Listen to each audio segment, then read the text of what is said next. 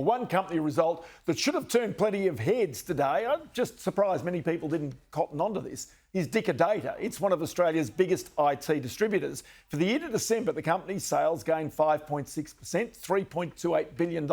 Net profit gained 12.5%, $82.1 million. The company will pay a final dividend of 15 cents a share compared with just 2.5 cents a year ago. But the company's founder describes business right now as tough, despite it being a distributor for one of the hottest IT products on the planet right now. That is NVIDIA's GPU chips, used for generative artificial intelligence. Well, David Dicker started what would become Data back in 1978, 46 years ago, and he joins me now. David, good to chat to you. Many thanks for your time. You say business is tough at the moment. How can it be tough when you're selling all those NVIDIA chips? Yeah, well, the market and the economy is a little weak. It's not too bad, and we're able to carry on as usual, really, onwards and upwards. So, all right, so just explain to me where the bulk of your revenue comes from. I know you're reselling so many different companies' gear. What's the driver of it for you? Well, we're an IT distributor, so it's hardware and software, and we pretty much cover the entire market. All the top vendors, all the up-and-coming vendors. So, we've got a very good coverage. So when you get something like these AI chips from NVIDIA, just explain what happens with business. What are they doing right now? How are they reacting? Well, this AI thing is hot. It's a big deal. So obviously people are going to want to stampede into it. I mean, it's a bit like microcomputers back in the 70s and 80s.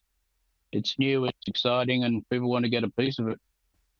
So can you keep up with the demand for those chips right now, given the fact that everybody is trying to join in this artificial intelligence boom and try and become more productive, more efficient inside their workplace? Well, obviously, we're a distributor, so we're constrained by, vendor supply. And so it's not something we really have control over. We obviously try to get as much equipment as we can to fill the pipeline that we have. And Australia's, we're not a backwater, but let's face it, we're not the largest market. So it's that side of things is always a little bit difficult. Okay, so then is the real demand for those chips going to come from developers of other products, or is the demand going to come from businesses that we know, the IT departments, trying to speed up their own processes? How do you imagine the demand is going to come for that new technology?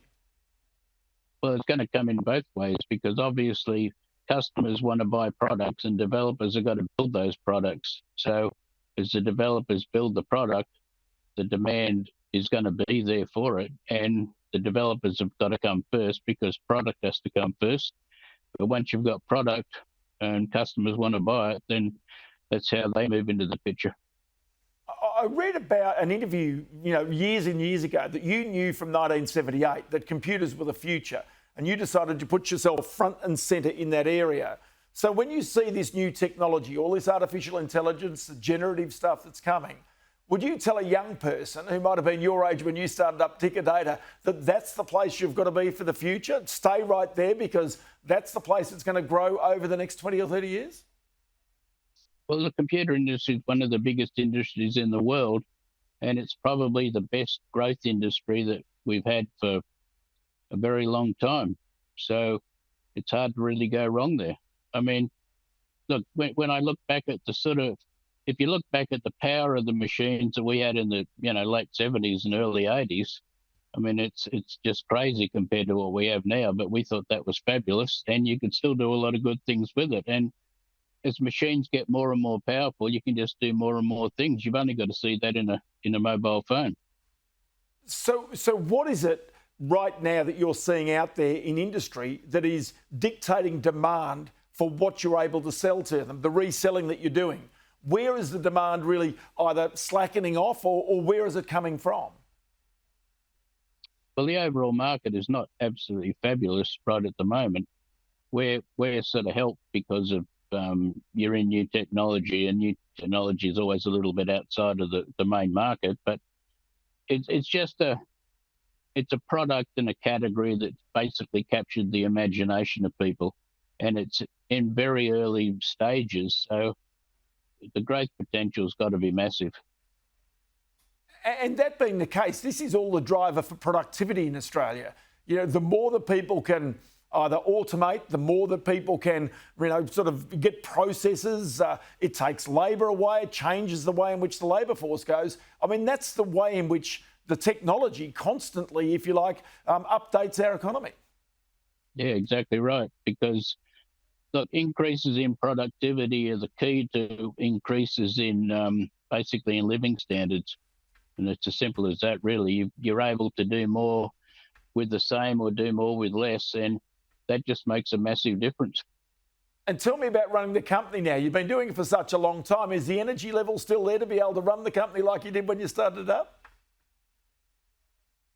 Well, I never really ran it day to day. You know, I really did the strategy side of it, and that hasn't really changed. You know, Fiona did all the sort of day-to-day stuff for the first 26 years, and our management team is exceptionally good. So it's not necessary for me to basically, you know, micromanage them or anything like that. It's really just up to me to, we have a few key benchmarks, and every now and then I just reinforce that those things are important, but even that's not really necessary because everyone knows what the strategy is, what we're trying to achieve, and how to go about it.